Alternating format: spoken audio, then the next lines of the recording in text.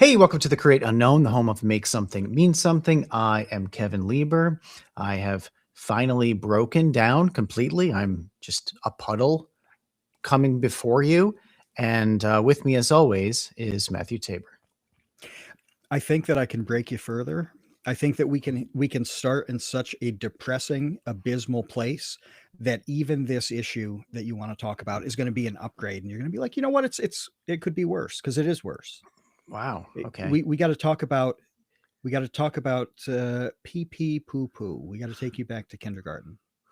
Do Okay. you see this thing today about a survey of teachers saying that the youngest kids in school have uh, much more difficulty as opposed to a few years ago, students of a few years ago, doing basic independent skills. And one of those basic independent skills is going to the bathroom on their own. Something like 55% of teachers at this level are saying they've seen a nosedive in like 5-year olds' ability to go to the bathroom on their own. Well, so what does the bathrooming and so they're not wearing diapers, obviously. They have to have a chaperone take them to the bathroom. Like, I I guess don't know what that means, is what I'm I didn't want to saying. look too deeply into the methodology on this. I would like to know. I don't want the FBI knocking at the door. Um, you know, an unmarried, childless man in his 40s Googling these things is going to go badly. Yeah. But yeah, I mean, I think it was a broader trend, and that was one of the things, because there aren't too many wholly independent things that go on in a 5-year-old's world, right? So that's one of the really big ones. And the prevailing theory is that all manners of you know lockdowny behavior changed socialization, and not that it's a social activity to go to the bathroom, but just disrupted the development of the youngest children and the way parents parented them to such a severe degree that teachers are having to deal with some uncomfortable issues that used to be really uncommon, really Right. uncommon. Yeah. So you now live in a world where a 5-year-old can't be expected to pee without help. How does that play with your general brokenness? It's pretty sad. It's pretty bad. I mean, I've been reading more and more sort of anecdotes from teachers and articles about the developmental issues Mhm. that are going on right now.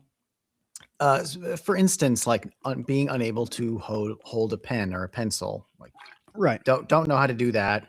right. Hold scissors, I find even like unable to hold a pen or a pencil. I mean, I guess I understand because Yeah, they're not doing a whole lot of writing.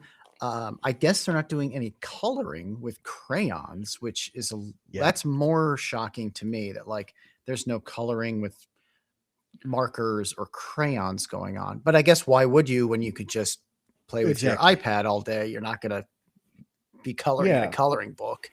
yeah. All of those manual things that were the only option before, um, yeah, just aren't all that necessary. You'd really have to go out of your way to, at this point, to keep your kids away from um, assuming that everything they touch with the point of their rotten little ET finger is going to like magically affect whatever it comes into contact with. But that's something you see these anecdotes where like even turning the pages of a book, the natural thing for a kid used to screens is to swipe the page, Oh, as opposed to like grabbing the page and flipping it, like, because right. it's a leaf in a big stack of these things. Hmm. That makes sense. Yeah, you just move the screen over, and it takes a little bit for them to realize, no, this one doesn't work that way. So it's grim out there. It's grim. Yeah, so we have kids unable to interact with the real world, and the topic at hand is that I don't understand how a lot of people even process the real world. Like that's sort of my that's why I'm broken. It's not even just being able to be sad about kids not being able to use scissors. It's that adults, I don't understand. Like I just I don't understand adults. And this has been going on for a while. This is not new. This isn't like a straw that broke the camel's back situation. Like I have been broken about this topic for a very long time. What's unique, though, in my estimation, and why I wanted to do this podcast on this topic, is that something happened about a week or so ago that was so stupid that it illustrated and would allow me to sort of bring up like a whole bevy of thoughts surrounding how people interpret reality, basically, which is just, a small little topic to discuss. It is, and as we talk about kids not knowing how to hit these mundane physical realities, how to deal with those things like toilets and books, it honestly isn't all that different from what you're just describing, where you look at the adults and even especially actually the well-educated professional adults seem to have just as much trouble with reality as the kid who's got urine running down his Oshkosh bagoshes. It's so funny that you mentioned Oshkosh bagoshes, because I have a distinct, traumatic-ish memory of being in kindergarten and being unable to unlatch my overalls, which I'm sure were Oshkosh bagosh. Those were like the thing. Standard. It's the standard, child clothing in the 80s was Oshkosh bagosh overalls, which had these metal clasps. Yeah. And I went to school young, first of all. Like I was like 4 years old when I entered kindergarten. Okay. I was younger than pretty much everybody. I couldn't do it. And I had to ask the teacher, because I did have to go to the bathroom, and I had to ask the teacher, embarrassingly. And I'm, 4 years old and mortified that I have to ask the teacher to like help me get out of my Oshkosh bagosh so that I can go to the bathroom. And now we're at the point where apparently this is just the standard. This is just standard behavior. This is the baseline now. And it's not even because they have this, like, they're trapped in this like prison of denim, like I was. They're just probably wearing sweatpants. They can't figure it out. That's the funniest thing to me. It's like, let's take a 4-year-old, fill it full of liquid and sugar and probably caffeine. Yeah, apple juice. Yeah. Then let's put 2 Rubik's cubes on the ability, the ability to take this down. Just lock them in. Lock them in to just piss themselves. And it's not even just like their pants. Now you've pissed like your entire body. Oh, it's over head to toe. Yeah. Yeah. No, I've had some, I remember, like working outside on really hot days is especially tough because you're drinking a lot. You're just like slamming cold drinks all the time and just whatever, 'cause you're sweating so much. And like last summer, I was outside and I was wearing overalls, and I was mowing because I wanted to finish the loop before I went in to go to the bathroom. And it was a mistake to do that. I went 1 loop too many. Right. Mm-hmm. So halfway through, I'm like, oh God. Like I really have to go. And now that civilization has happened, I can't just hop off the mower and go right there. And there's too high a chance of somebody seeing. So I had to go inside, and I was like taking undoing the lock on the overalls as I'm running into the bathroom. And as I ran into the bathroom, that's when I like flipped the overalls down, and the strap on them went straight into the toilet right as I started to go. And I'm standing there like, Jesus Christ. Like I somehow have pissed the strap of my overalls. Yeah, right. This is the least plausible way to do it, and I've just Uh, done it. So then I had to change out of them, and I'm like, oh, never again. Jim Gaffigan had a really funny bit once about dunking the belt on a bathrobe in the toilet. Yeah, And I always thought that was really great and very funny imagery. you And can't you have did you lived anything. that basically. Same idea. You can't Yeah. have anything with a long tail and and go to the bathroom enough times safely. Like 9 times out of 10, it's going to be completely fine. But then you get that perfect storm of I'm in a hurry, I've really got to go, I'm not paying attention to this or that, or you just Right. drop the thing, you slip. Back in the day, it used to be, people put phones in their back pockets because the phones were so small. And there were a Oh. lot of phones that wound up in the toilet from that slipped out. That was pretty common. It doesn't happen so much anymore. Mhm. But now you got to be aware of the long tail of your clothing and whether it's going to interact with some reservoir of urine. Yeah, yeah, it's really sage advice. Thank you for letting everybody know. But the thing that broke my brain is this Timothée Chalamet controversy in which he was on. I don't know if it was considered a podcast. It was an interview with Matthew McConaughey where they were doing some kind of, I don't know, inside the actor's studio amongst themselves with, I Yeah. believe, like a live audience. Okay. I don't think it was just in, some studio set someplace. I think that there were other like fans in attendance, sort of watching them pick each other's brains about acting or whatever. And during this discussion,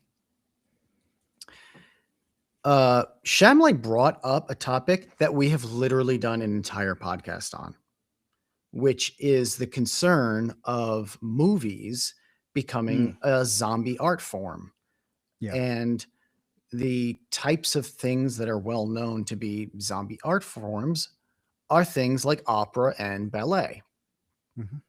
Um, why are these considered zombie art forms? Well, a number of reasons, not least of which is that they are um, uh, supported largely by subsidy. They're almost entirely subsidized, these Yeah. art forms.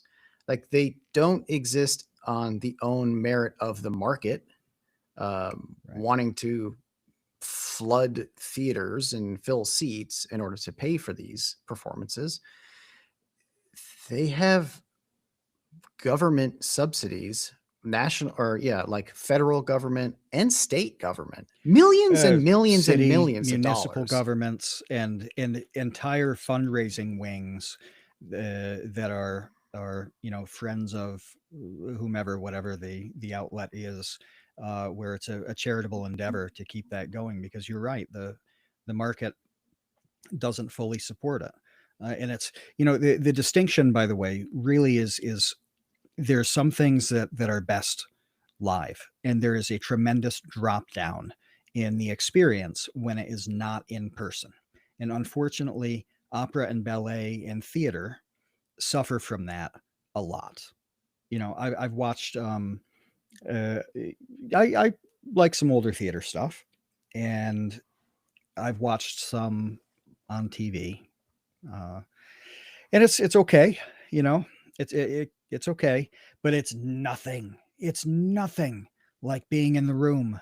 Absolutely nothing like being in the room. It's the difference between watching Saving Private Ryan on a TV and getting off the landing craft yourself with a gun in your hand, as the bullets whiz by you, and you're looking for your arm. It's that level of difference in the experience. And with movies, you know movies at home versus movies in the theater are substantially similar. They're Well, especially substantially especially similar, now, especially especially now. now. Yeah. Yeah, When yeah. we were Not so kids, much in there the was 90s. No. tremendous difference. Huge Now, difference. Yeah. Yeah. And unfortunately, the live arts suffer from that a lot. The asterisk on that is Broadway musicals, where you can enjoy a lot of a Broadway musical, even if you're not in the room. you can listen to the soundtrack of something. You know, we saw this with Hamilton, Those where soundtracks are so popular. Yeah. For they're many, incredible. many, many musicals. Yeah.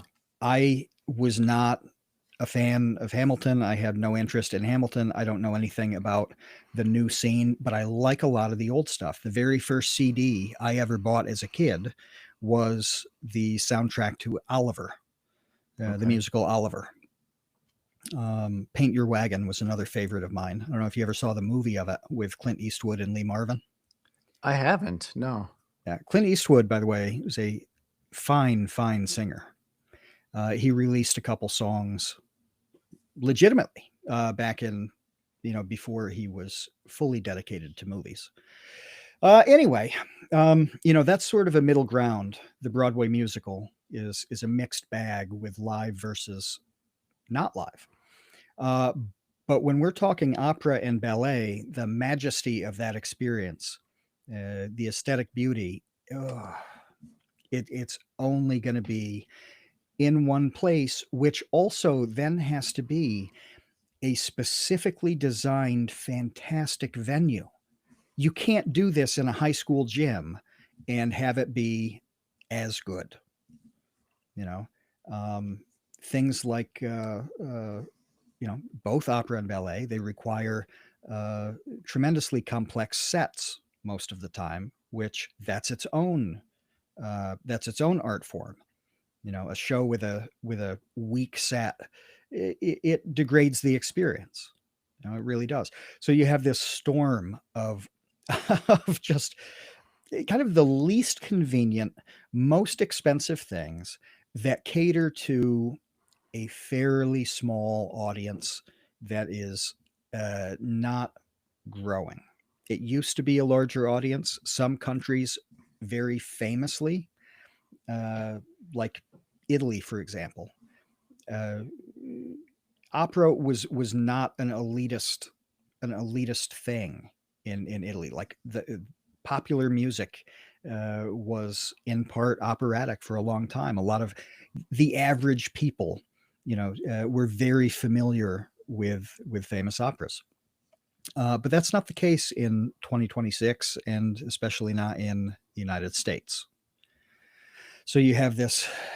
It's just you check every box of what's going to make this bad in 2026, like hard to be sustainable. Yeah. Not bad, just niche. You have to have, like you That's said, what I mean. yeah, you have to have these opera house. I mean, there's a thing called an opera house exists for a reason. Yeah. Is that you need a place to house the opera. Those Mhm. aren't cheap to build or maintain or fill or sustain. So there's not many of them. They're going to be only located essentially, with exception, in major metropolitan areas, that have a large enough population to support it. And aside from the government subsidy, it's also directly subsidized by rich people, Yeah, patrons. donors, patrons, Yeah. just like this podcast. That's a connection that I wanted to make. This Is is an that opera podcast. That's what I this said is in the chat. basically Full-time. we are, Pavarotti, the Pavarottis of podcast, where this podcast is supported through patrons on a platform called Patreon. Yeah. And without that support, like the general public, the general market is not supporting this podcast. It's just not, widely enough watched by that many people that we could get the sponsorships or the AdSense and all that stuff to pay to edit and release the episodes. That's just how this works. So this podcast is a niche. So we understand niche. We are niche. So niche doesn't mean bad. Okay. And this is No, going it to be does like a not. whole other part of this discussion, is that niche does not only does niche not mean bad, in many instances, it's the greatest thing that there is. It's the greatest thing Yes. you can be in love with, is something that is a niche. Most of what I like is a niche, rapidly disappearing niche. I don't want to belabor this, but at the same time, I want to make sure I hit everything that pops into my head. There's one more point that I want to make going against opera and ballet, and especially opera, and that is the competition for talent, where this is a thing in sports in the United States, where if you are a really great athlete, you have many sports that you can go into and potentially make a living from, a really good living. That wasn't always the case. In 1950, let's say, well, let's say 1930, this is even better. If you were a fantastic athlete, your only hope was playing baseball. The NFL existed, you could play a little basketball, whatever. It was nothing compared to the opportunities with baseball at the major league and minor league levels and the independent leagues then. It was loaded with the best physical talent in the United States. And eventually, people got options. If you're a great athlete and you're 15, 16 years old, it's a question of what sport do you want to do? It's now baseball isn't even the top choice at all. Not It's at number all. 3. Yeah.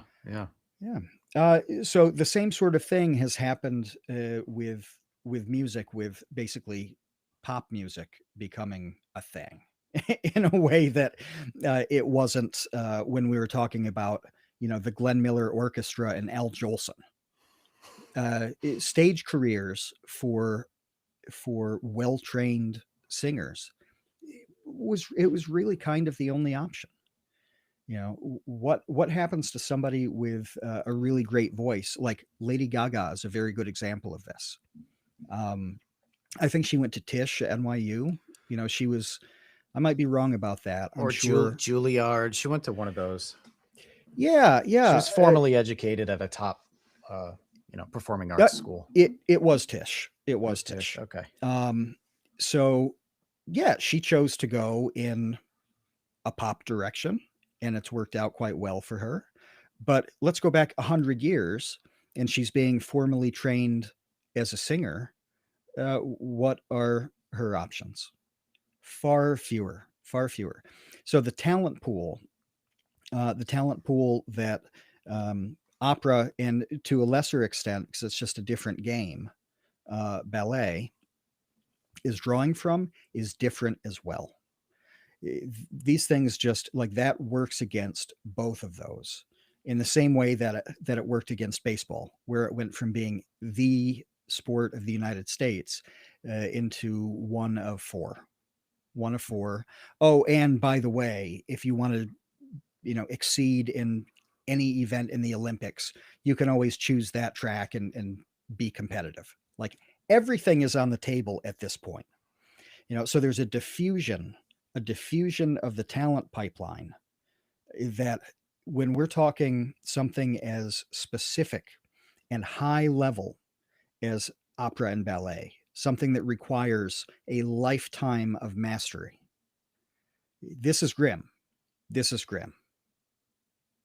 So it's not directly relevant, but at the same time, when you put all of this together, when somebody in a conversation, an interview, a group thing, comments on the state of that art, well, you can see why they said it. But the comment is exactly what you just said. Like his Chalamet's point was exactly what you just said, meaning that he came from a family of ballerinas, as from what I understand. From what I understand, like his mom and his sister were in the ballet. So this is not a person who, I don't know, grew up on a farm and just happened to fall into acting in Hollywood. Like this is a person who grew up in the performing arts and the niche performing arts, and has direct contact with what the landscape is of those, and instead is one of the most famous people in the world because he's a Hollywood actor and not doing ballet. Yeah, which is his whole point in saying. So here's the actual quote. The actual quote is kind of choppy because this was just in conversation. And this was sort of like another point that I want to make about this whole thing that is bothersome to me. Anyway, the quote is, I don't want to be working in ballet or opera or things where it's like, hey, keep this thing alive, even though it's like no one cares about this anymore. All respect to the ballet and opera people out there. That was his quote.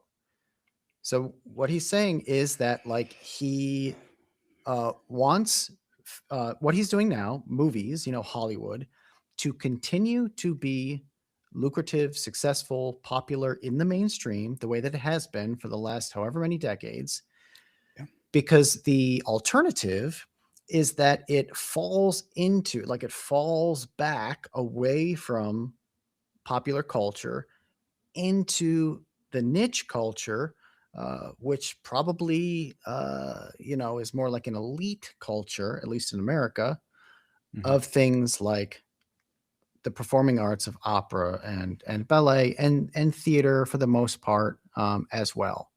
Like those are, there are people who love them for very good reason. They're amazing, but it's not everybody. It's not the amount of people who are going to go see Dune 3. Right. There's a I'm looking difference. I'm looking this up. Okay, he's 30 years old. Chalamet is 30 years old. Because him saying that is it's serious wisdom. It really is an incredibly informed, mature perspective, recognizing the difference between uh, between doing something that you don't have to sell to people as having value versus that being step one. And it is a fundamentally different experience to be into something where the very first step is that I have to convince you that it matters. It's a different lifestyle, it's a different approach, whatever. It's a full-time job on top of executing whatever the art, the sport, anything else is. And so um I feel funny, saying like praising a 30-year-old for having a mature take, because he's obviously been a full-on experienced adult for a very long time at this point. But you don't hear a lot of people um, really speaking about things with that level of nuance. But pointing that out, I mean, it's like when people are involved in uh, a sport that's not a mainstream one, there is a hurdle to convince anybody that it's not just a goofy game, that it's actually hard. And so this was a constant thing when I would talk to people about bowling, because especially at the time, in the past, if you see old bowling clips, I mean, before kind of Pete Weber's most famous moment, like the 90s and stuff like that, there were a lot of seemingly out of shape Homer Simpson-y looking bowlers. Uh, Yeah. The game was different then in terms of the physicality that you did or didn't need. It was much more about consistency, okay, than it was about athleticism. And the fastest, cleanest way to get people to understand that no, this isn't like a stupid beer drinking sport is, it's a precision thing, just like golf, where whatever you're doing, you have to be able to replicate it every single shot. You have to have a body that allows you to replicate with precision however many times in a row. And everybody knows that's hard. They know that's really hard, whether it's throwing darts or like literally anything. They're like, oh, yeah, okay. And then they take it with some degree of seriousness. That's good. But you don't have to, LeBron James has never had to have a conversation with anybody about why his chosen career matters. No, it's obvious. It's right there. Timothée Chalamet doesn't have to do that either. And he's been, with this quote, very clear about how he prefers that to explaining to somebody, explaining why, you mentioned Pavarotti, why Pavarotti really should be a household name. It's a shame that, you know, that he's not, and Machine Gun Kelly is. Yeah, right.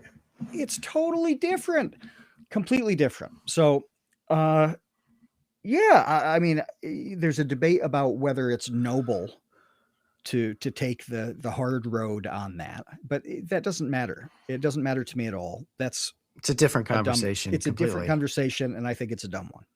Uh, but yeah, what he said was completely um, grounded in reality, and yeah, just it's almost odd. It's almost odd that somebody could find fault with it. No, it's really odd, and that's in my opinion, it's really odd. This is what broke me. This is why I have such a problem with this whole thing. What the fallout was of this, because, like you said, this is a topic that has been being discussed. It is in the ether. It's in the cultural zeitgeist with just year over year the declining box office sales Yeah. in movie theaters, and bomb after bomb after bomb. Theaters closing, and all of this stuff, in which it's like also the rise of streaming services and the types of content that's being made for those, in which it's meant to be like a dual screen viewing experience where people are like looking at their phones while the thing is on in the background. So it's like really not that engaging or thoughtful. It's just kind of like noise. There's so much going on in this industry that's really interesting to think about and talk about, that perfectly would lead one to the conclusion that we are headed down a path in which, this thing that was once like incredibly popular is on sort of a path of no return, that will lead it to not disappearing forever, in the same way that ballet will not disappear forever, opera will not disappear forever, local theater will never disappear forever, sculptures and whatever, all of these different types of arts will always be there, but perhaps with less like social gravity than the movies have now. So what he said was factual. Okay, it was just like a factual observation, and it's interesting. It's a really interesting thing for someone like Matthew McConaughey, who has been at the top of Chalamet's industry for, what would you say, maybe a couple decades longer than Timothy has. So he has, more experience. And, for Timothy, who is sort of like, I don't know, bigger than ever right now and very, very hot as far as being a movie star, to discuss like what's going on with the industry. Like why even have these two come together and talk about anything if it's not going to be a topic like this? Like this Sure. is the exact thing that you would want them to weigh in upon. It's Yes. yes. Obviously. When you mentioned that Chalamet's family had the ties to those particular performing arts, I think, oh, this is a really unique perspective. This is somebody who actually knows what they're talking about, because they've seen it, they've lived it, and they've made a choice about what they want to do or don't want to do. This is really unique, and I can't think of too many actors or actresses who have that particular pedigree. So yes, that is precisely what I would want, the sort of thing I would want to hear. Yeah. So this is where we get to the part where my head was crushed in a vice, like those YouTube channels where it's What like happened to you? those 1,000-pound presses, and it just squishes my head like a pea. You need to what's his name? Dan with What's Inside. You need to Mhm. call him up. Say, it's Kevin from the old days. This issue has. Why don't you make a video out of it and just show the world my Yeah. disgustingly scrambled brain? What's inside Kevin Lieber's head? Yeah. Just take a 1,000-degree knife and just slice me in two. Is that this turned into a full 2-week cycle of everyone seemingly coming out of the woodwork to like enraged to explode over these comments. Hair on fire, like red in the face, screaming full throated at how just outraged they were that he would say this. And I'm like, that he would say what? Let's start there, because this is the thing that, like, this is why this whole topic is interesting to me and why it's very scary and upsetting to me. Is like, okay, I see the thing that you're mad about, and I see the thing that influenced the or triggered. I think that's probably a good use of the word in this instance. Triggered the outrage, but I don't see the connection. I don't see the correlation. I don't see how this lines up. This puzzle piece connects to this one, because what Chalamet said, Chalamet, Shamalama Ding Dong said to me was completely interesting, but also innocuous. It was just essentially an observation in Yeah. which he was drawing some level of concern over his industry. And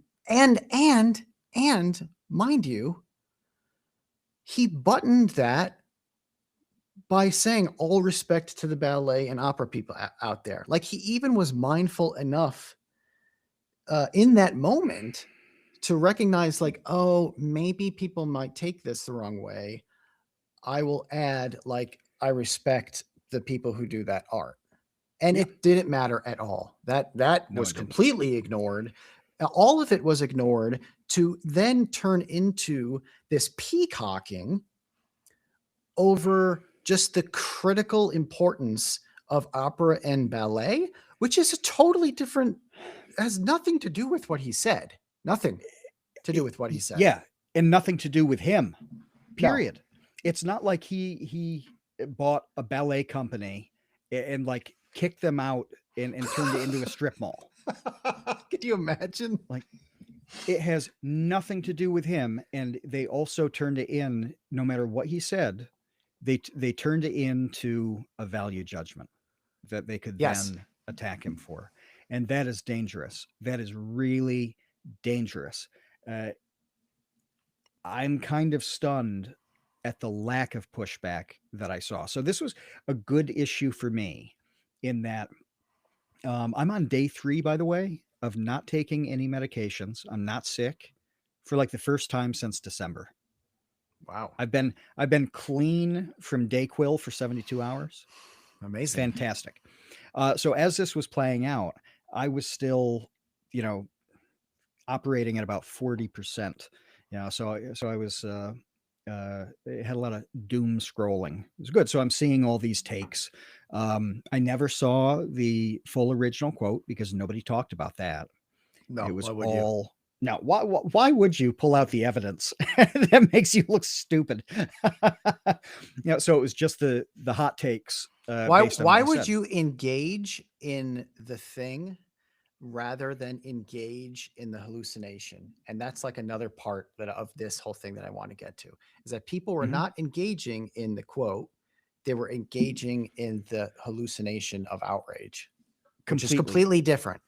And anybody who is a veteran of the socials and YouTube, this is extremely common. Kevin, you've been the victim of this many, many times. But it goes back to even even when it was just forums, like 25 years ago. This is how things operated online, where you would do a thing And this can be anything at all, forum post, YouTube video, whatever. And if there's a sufficient number of eyeballs on it, there's going to be a legion of people who criticize you for not making the thing, not making something else. That the Oh, problem with your video has nothing to do with the video. It's that you didn't do X, Y, or Z instead. mhm. And it's that same mentality on this, where the problem with what he said has nothing to do at all with what he said, but it was the fact that he didn't do something else. That's exceptionally dangerous to me. How can you exist? Why do anything at all if the reaction to it is going to be total fiction based on what you haven't done? That's insanity. Yeah, yeah. No, it is really scary, and that was another thing that someone had brought up in regards to this. That essentially someone had come out and said something like, "This is why everything is so sanded down and like PR approved, and no one can actually have a genuine conversation." Uh, because this is the outcome. Like this is the Yeah. reaction.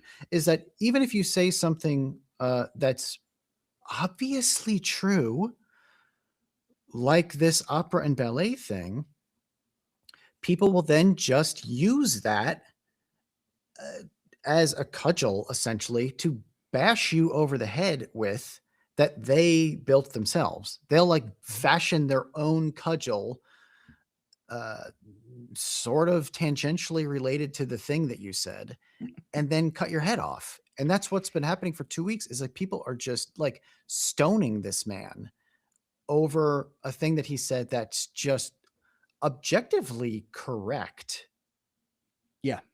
There wasn't a lot to it. It was a short, what, like 3 sentences that you read That off. was it. Yeah. It's completely correct, whether you're happy about it or not. It just is what it is. And I think I think it's going to be forgotten, but we talk about veterans of the socials, real connoisseurs of the socials should note that one of the most important videos of all time, and I'm going to preface this by saying it doesn't matter if you like the guy or hate the guy at all. That part's irrelevant. But one of the most important videos of our era is the interview with Jordan Peterson and the journalist who's constantly saying to him, "So, really, what you're saying is," and it's not at all what he's saying. Right. Right. And he pushes back on that. Like, no, that's not it at all. But no matter what he said, her question back to him, her reaction to him was about a completely different thing, completely and totally different thing. Uh, it was crazy to see somebody completely ignore the reality that was, in her case, directly in front of her. It wasn't even, I'm watching this clip of Chalamet after the fact. I'm reading this tweet of the quote after the fact. No, she's like 4 feet in a chair in front of the guy who's explicitly saying certain things, and awfully specific too. He's not a vague poster. He certainly thought a great deal about the things that he said. So it's really expertly constructed in terms of its meaning. And then you choose to totally, totally ignore that. Well, at the time, that was kind of a meme. For maybe a year, people talked about that a lot and brought it up every time somebody did it. I forget her name, Kathy but it Newman. was Kathy Newman. That's right. Yeah. Yeah, it was kind of a joke about exactly what we're talking about. And I don't know when that was, maybe 6, 7 years ago, something like that. It was a while ago. Ugh, longer than that, I think. Yeah. Yeah, long enough to now be completely forgotten, completely Yeah. forgotten. And that's constantly what's happening, but it's not just here's a journalist who kind of blew an interview. That was bad journalism. No, it's tens of thousands of people thinking that's the legitimate way to react to anything. Yeah, it reminds me of there is a tweet that I always thought was very funny that I was able to pull up while you were just talking that says Twitter's the only place where well articulated sentences still get misinterpreted. You can say, I like pancakes, and somebody will say, so you hate waffles? Yeah. Right. And that's exactly what all of this is. And that's Mhm. exactly what the Chalamet thing was. And there are a few things that I wrote down here about what is like a repeatable offense that I see all the time that bothers me. And one is the value judgment thing that you brought up. Mhm. And I also want to say that I have no idea why this is so hard.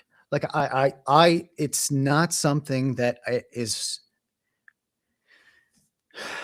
hard to me. So I have a very difficult time understanding why it is so prevalently hard for seemingly almost everyone else. It's a lot And of people. It's way too many people. it just seems to me, maybe that's a bias that I have, I don't know.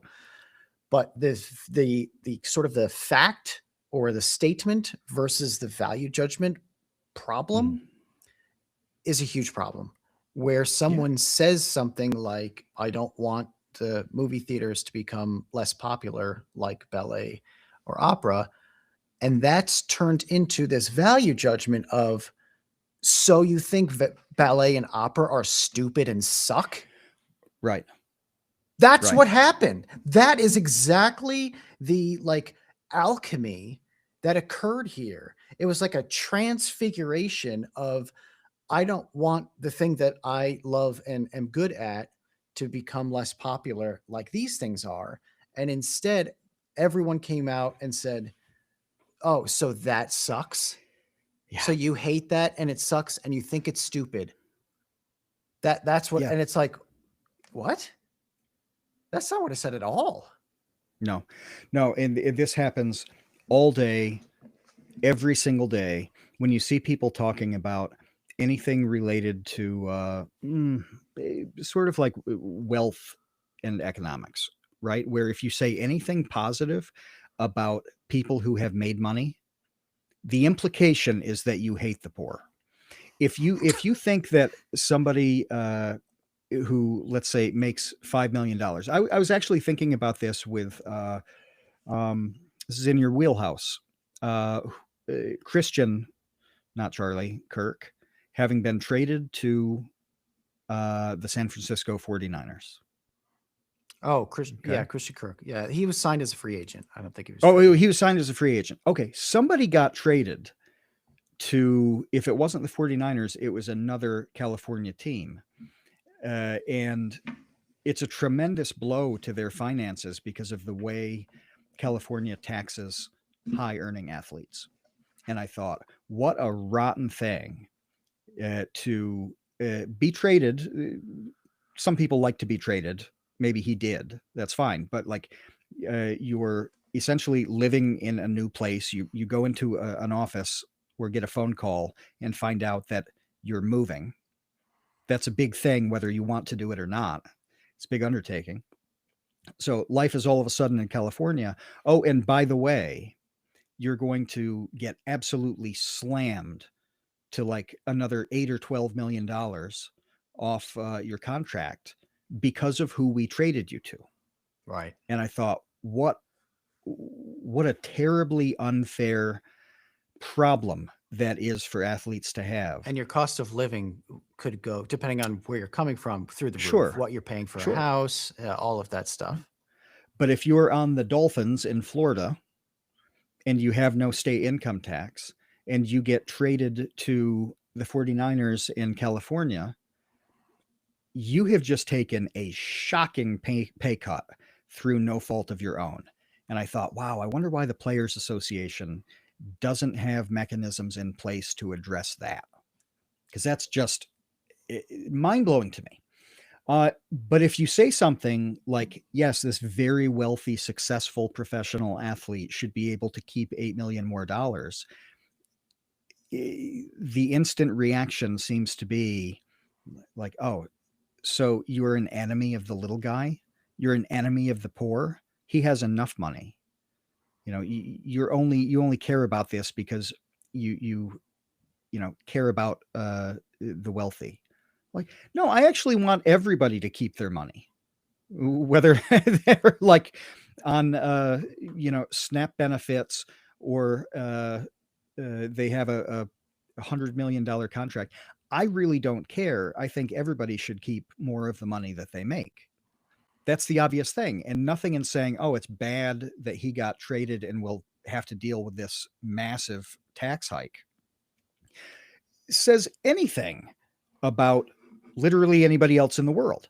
But that's that. Okay, you must be talking about this other reality. You must hold these beliefs that I happen not to like. And that's the strange thing, is creating a fiction to get mad at. To get mad at it. This happens so frequently. It's such a waste of time and energy. This really is at the root of why I stopped engaging in kind of any discussion online. Oh, I, yeah. That I this was just something don't. that I was going to bring up as well. Is that I have not engaged in almost anything, and never really did, for this reason, and almost this reason alone. It, because it just seems completely pointless, Yeah. just useless. Like, What's the point?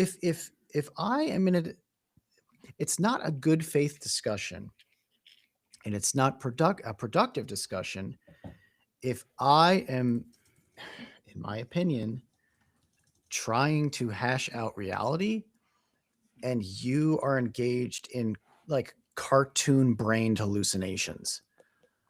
Like, if you're over here with your cartoon brain hallucinations, and I'm over here being like, well, I'm just going by what Chalamet said, which I think everyone would probably agree with, and I don't see how you could disagree with. No. Well, then what are we doing? Like, I can't talk to you. You're not even Yes. like a human being to me on this topic, and this is useless. It is. There's nowhere to go at all. You can't have the discuss. You can't have the conversation. There's nothing to have a conversation about. It's not any different than two people talking in completely different languages. Oh, If that yeah. were the case, then I have done a great deal of this in my lifetime where I've just got English and I'm talking to somebody. I was just doing it weeks ago with Spanish, where, um, I have a rough idea of like 25% of the words that I'm hearing, but I still don't know how they go together. There's no conversation happening at all. There's nothing meaningful. It's not good for me. It's not good to, for them. We're going absolutely nowhere. Well, how is it different when somebody makes a statement and then the other person, whatever they do, criticize it, respond to it, just talks about something else? It might as well be in Swahili. It makes that little sense. Yeah, and just in general, I think actually using the alternate language example is really apt, because I have thought in a lot of these instances that I don't understand how you're using the. This is kind of hard to articulate now. People use words in ways where I don't understand what definition by which they're using that word. Like, I don't Yeah. know what you mean when you use this word.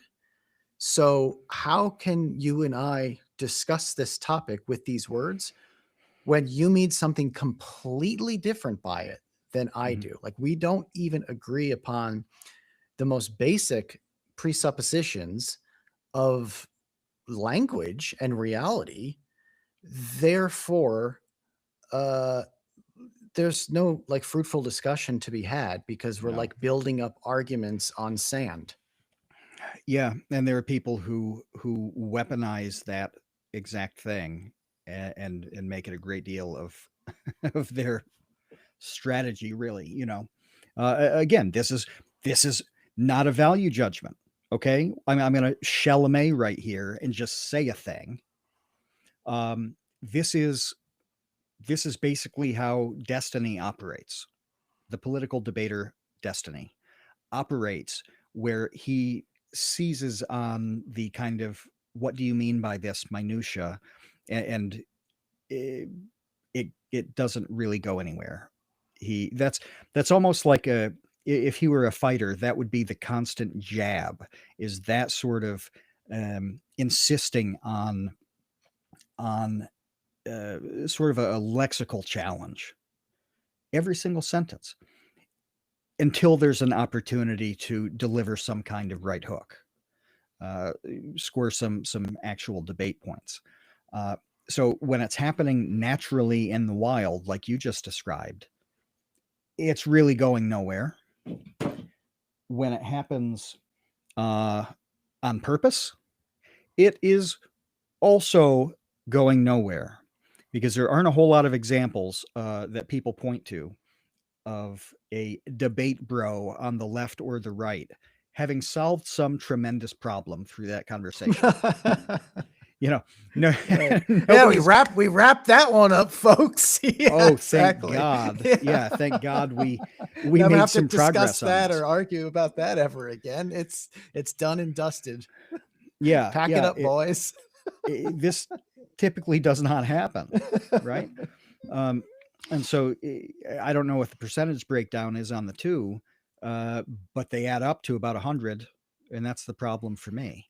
You know, what's the point of following along? I had a phone conversation last night with a guy I used to work with. I've had really two masters in media who I was on the bottom end of the puppet strings that they pulled.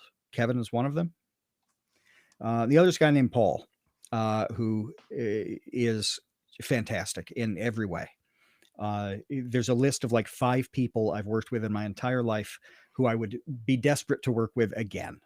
And both Paul and Kevin are on that. Paul's awesome. And we were talking about the general state of stuff we listen to and watch, because we were pretty good consumers of online media for many, many years. You know, we listened to lots of podcasts, we watched a lot of YouTube channels, all of this. That conversation was grim. It was neither of us really pay attention to any of it anymore. So Paul, I know Jen, I see, she says she loves Paul. She knows who I'm talking about here. I'm gonna out Paul big time. He's a big sports guy too. He loves football, knows football very, very well. But even that stuff that we used to be really obsessed with day to day, you know, he was telling me now about watching English broadcasts of Japanese sumo wrestling, because it was really fascinating and interesting. That is niche. Yeah, it was really cool. It was great. And you know, he's like, you know, I laugh at some burnt peanut things sometimes too. I don't know if you know the burnt peanut. So this, I had no idea what the burnt peanut was until like a couple of days ago. It has popped up in my feed for some reason. Yeah. That this is a streamer, right? That's all I know. Yeah, like I guess you'd categorize it as a VTuber style VTuber, thing, right? To, you know, to have this peanut shell doing the talking, right? So you have this conversation with the two of us, where 5 years ago we would have been like, oh, did you see, you know, last week's episode of whatever? Did you see the video from this person? All of this serious, substantial, meaningful content in a lot of different formats, audio, video, even following people on Twitter. And it's just, neither of us really do that anymore, because it doesn't exist in the same way that it used to. And yes, there are a lot of people doing a lot of very good things. It just takes forever to find them. That's why I asked them, because I trust his judgment, and he knows me well enough to be able to suggest something. He didn't have anything for me. I didn't have anything for him. I'm sure I could find great stuff. Um, it would take me all day to sort through. It's finding a needle in a stack of needles, and I just don't want to do that. I don't have time for it. I don't like it. And as I'm doing it, I'm going through the Lieber brain destruction of being exposed to all of these people who are constructing fictional things, getting mad at them, doing nothing of value.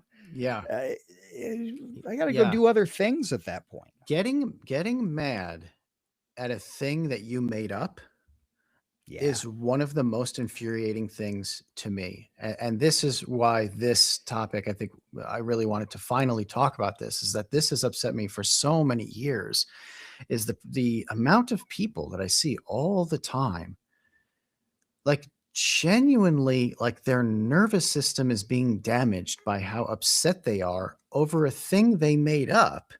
I'm like, this is the biggest waste of, going back to my whole philosophy of how finite and precious life is, the amount of time you have, like healthy, able-bodied, and able to enjoy the beauty and sanctity of life. This is what it's being wasted upon, is soul crushing to me. It is what's inside cutting my head in half, so bothersome. And a thing that I wanted to bring up has to that it triggered something in my head when you mentioned sumo, is, imagine, so the NBA has been declining in ratings for a number of Because it years. stinks. It stinks. That could be its own podcast, is how much the NBA stinks. Now, I used to love the NBA. And anyways, it has been declining. I read something recently that I believe that it's fallen behind baseball now, which was like It's close, yeah. which was unfathomable a decade ago that Completely. that would ever happen. Anyway, I just wanted to make the analogy here of LeBron James, sitting down with Kareem Abdul-Jabbar and throwing out the concern that, like, well, the NBA is declining in ratings. Hopefully it doesn't end up like sumo wrestling. Yeah. No disrespect to the sumo wrestlers. Like, Right. It's just not a sport would people be mad about that most that? people are into. No, it would be obvious that it was a regional niche thing. It would be the perfect comparison, because you'd be saying, well, this sport that used to be a national interest is now, some people in the cities where there are teams are into it, and like, this has changed a lot. This has changed. It's like, we're seeing it on the college stuff too, where March Madness was March. I I've mean, heard it nothing just about March Madness this year. It's like very it's little, not even existing. very little, and that's my theory. It's a consequence of a lot of things, but it's very difficult to be a fan now, with players coming in and out constantly. I like Transfer Syracuse portals. basketball. Yeah, the transfer portal stuff makes it extremely difficult to know much about lots of teams. It's hard enough for the one that you follow. Mm-hmm. And then when you do get a sense of it, you don't have an attachment that even exists the following year, because so many guys are gone after that 1 year. They're on another team. So it's really difficult. There's like a diaspora that happens in college basketball that makes it much more difficult to be a fan of. Whereas in years past, you knew every team in every major conference, and you knew the good ones in the mid-major conferences. And when the bracket came out, you knew that when somebody from the MAC was a 12, they really had a shot against the 5, because you knew those teams, you knew them all, and it was fascinating and awesome and exciting. And when you were watching, You knew what you were watching. Hmm. Well, What a good point. now I only know what I'm watching with a handful of teams. And in a 68 team tournament, uh, I mean, I like watching basketball games. That's cool. And I like watching high stakes anything. So a tournament format, even if you don't know who you're watching, it's cool You because it have to just matters to like the win. sport. Like you just have to Yeah. like the game. And the game is great. Some of the games are just unbelievable and Yeah. so close and exciting. But it's very It's different than different. what you're talking about before, where you're like, I know who's on Duke. I know Christian Leitner. I know Grant Hill. Yeah. I know the Fab Five. I know Weber and, Jalen Right. Rose. Like I know who these guys are and they've been around. Yeah. Last year they didn't make it. Maybe this year's their year, whatever. Like it just breeds like a whole different Exactly. amount of familiarity, which creates more interest. That's right. That's right. And with the rosters just constantly shifting, you can't be a fan on that scale. It's not possible. It takes a commitment that is unfathomable to be able to follow it. Right. So there are a lot of reasons that this stuff happens. Um, to a lesser degree, free agency in any sport makes that much tougher. But at least in the pro sports, people are on longer contracts for the most part. There are some 1 year contracts, usually not super significant people. Um, but it's all completely different. It makes it hard to follow. It makes it hard to enjoy, and that's the part that gets to me. Is that a lot of the stuff that I used to enjoy and make a thing out of it. I looked forward to March. I loved I loved being in Las Vegas in March because I don't know how many times I've mentioned this to you, how incredible it is to be in a sports book during a March Madness game. Mhm. First round, deep in, it makes no difference at all because you just get the entire human condition is exposed and playing out in front of you with the people who are betting on March Madness basketball games. Oh, right. Yeah, you would say someone is like jumping for joy, happier than they've ever been, and then like 2 Yep. seats down, someone is just ruined. That's right. It doesn't it's the craziest part is the fact that it doesn't even matter what's happening in the game. Anything can happen and it's going to be a positive for this guy and a negative for that guy.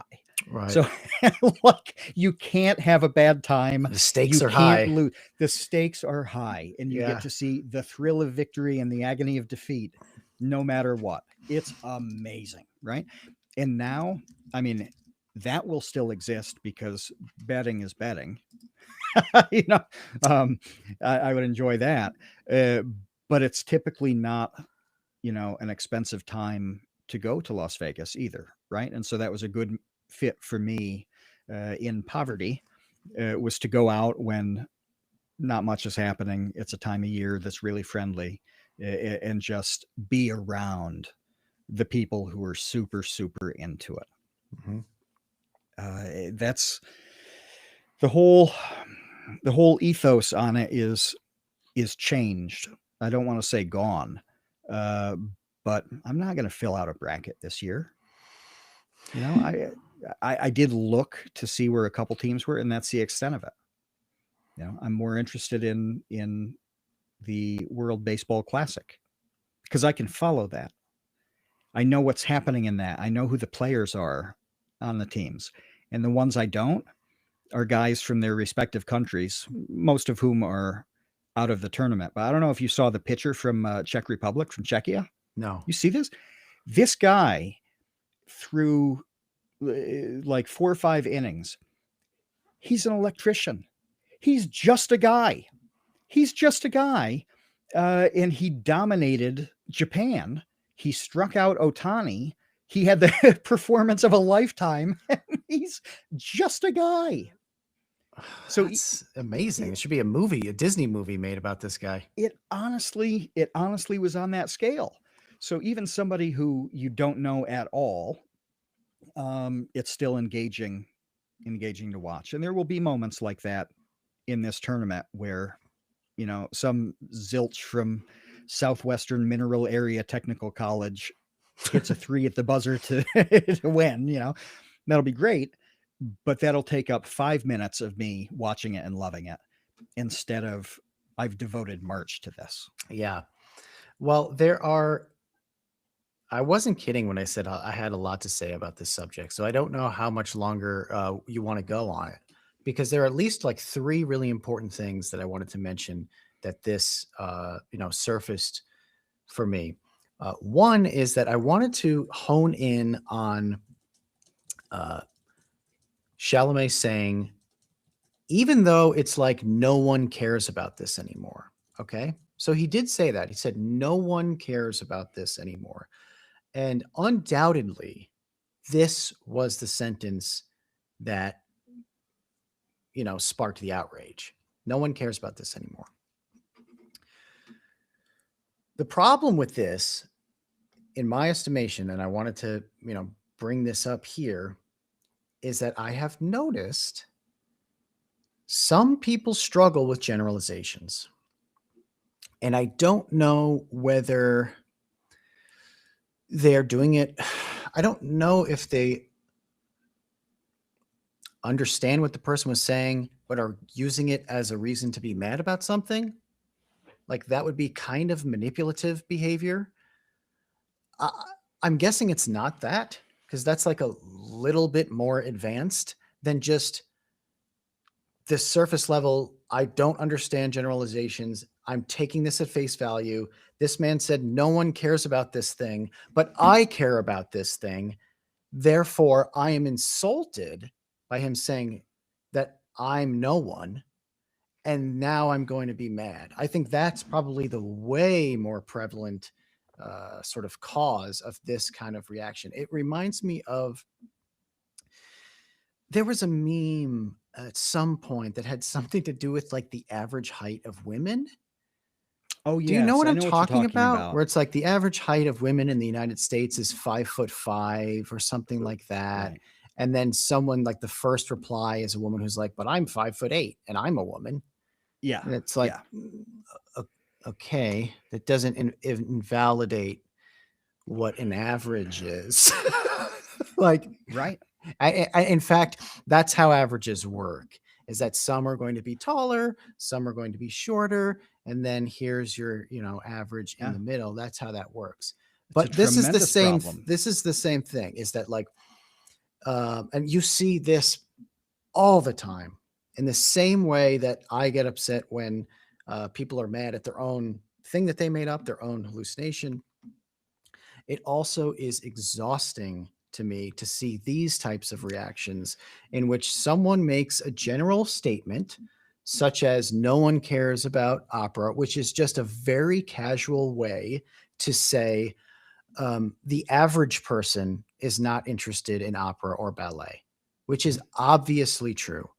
If you would poll the average person anywhere in America and ask them the last ballet that they saw, or even name one, no less an opera, it's not happening. Like there's no one is going. The average person will have no frame of reference for what you're even talking about. They'll have heard of opera and ballet, and maybe they know opera from like the Bugs Bunny cartoon or something.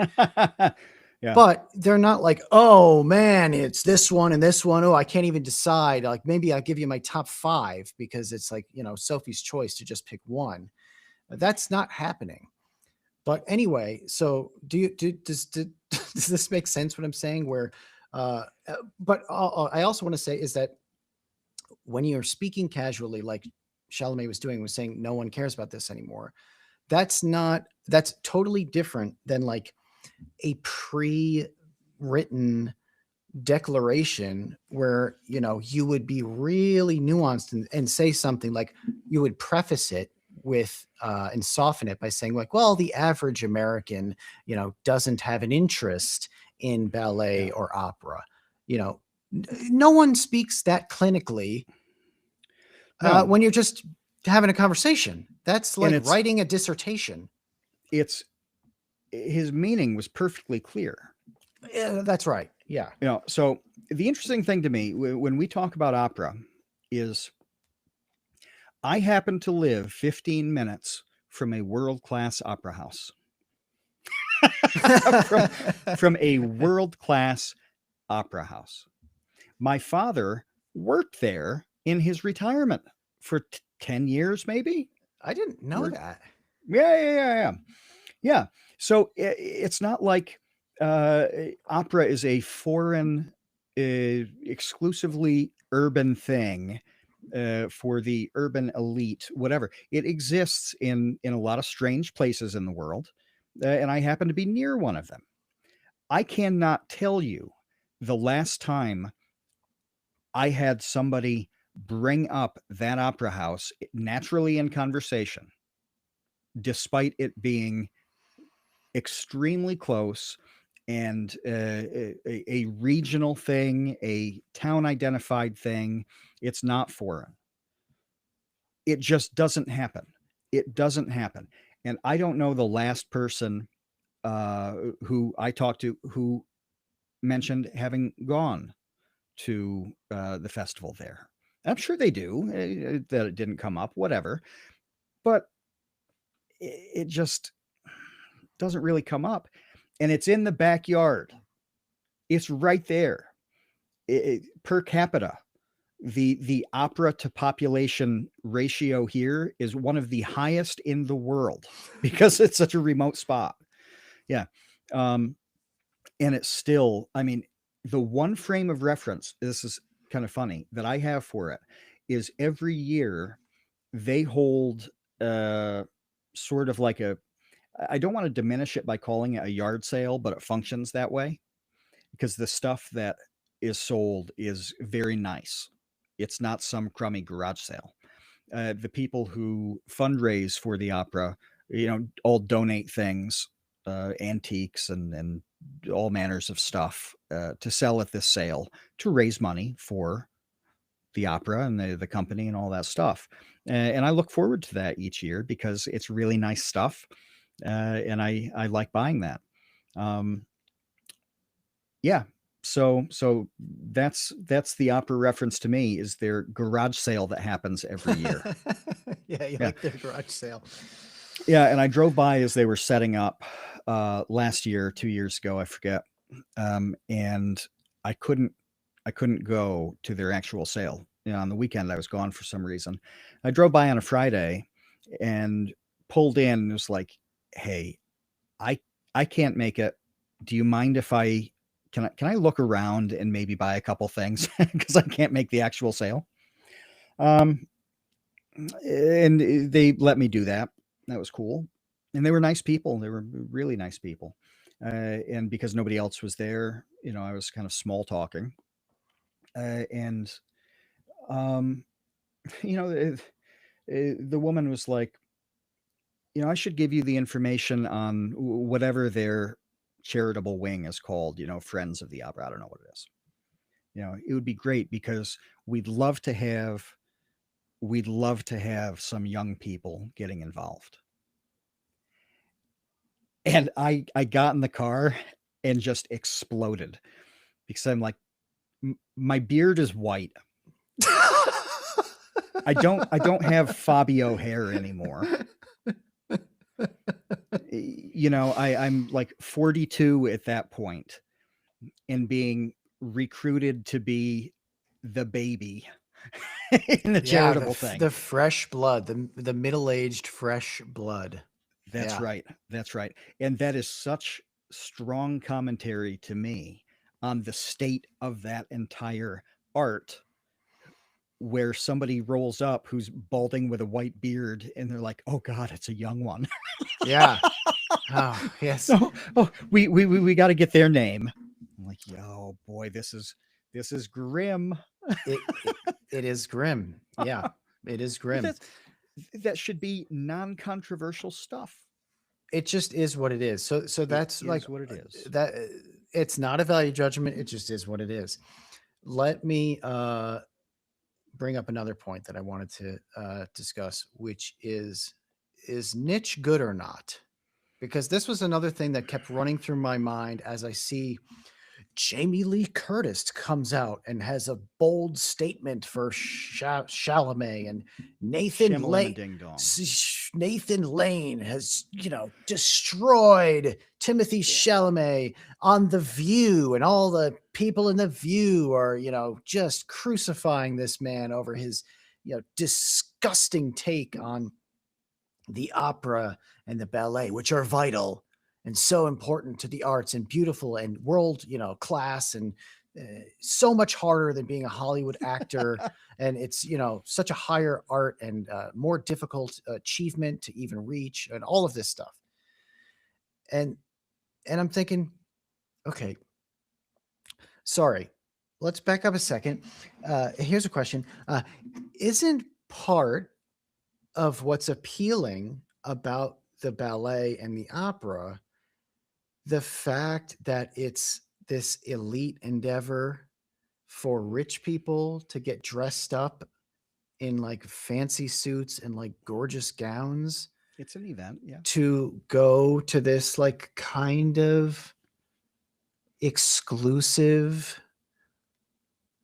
aristocratic, hoity-toity type of night out in the arts? Like, isn't that part of what the pull for this is at this point? Yeah, I feel like Like the anybody unwashed masses are not into this, which is a right. good thing, because otherwise it would diminish how like rare and unique and noble and elitist and special. And I have a monocle, and I have like the little tiny binoculars, and I'm in that like Statler and Waldorf little You're in the bird box, yeah. perch, the crow's nest box. Like, isn't that all a good thing to you people? I Don't you think like that that? I think that there's a big lie with these sorts of things. And this lie exists in a bunch of different arenas. This is probably the most egregious. This sort of when you take a thing that is traditionally elitist, because it kind of has to be. It's expensive. We talked about, briefly about the logistics and economics of these types of performances. You can't sell tickets for $8 and survive. So it's not like they're purposely pricing people out. Like, no, the tickets have to be quite expensive to maintain the operation. It's just, again, it And is what it still is. have rich, patrons, and still have subsidies. Like, you still have Yeah. all this other stuff on top of the expensive tickets. I think that if you asked any of the sorts of people who have season tickets, do you want to bring this to the masses? Do you want to democratize the art form, all this? They would go on and on and on about how desperate they are to have that happen. They want it very badly. They want everybody to appreciate opera and theater and ballet, all the performing arts, orchestra. They would talk your ear off about this. And I think they actually probably believe it to some degree, most of them.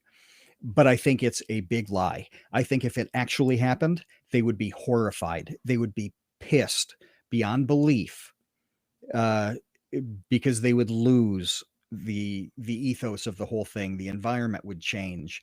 Everything about it would be different. And I think they would hate it. They would absolutely hate if it wasn't a niche. And this happens a lot. Like, I'm fascinated. You know this. I am fascinated by video game talk, even though I don't play any video games. I fired up Overcooked the other night, poked around a little bit. It was cool. But that's the extent of it. And you see people talking about gatekeeping with games. They're like, oh, it's the worst thing in the world. And then when people open the gates on something, they hate it. They hate when something is massively popular, when a lot of people are weighing in and talking about it. It's been completely ruined.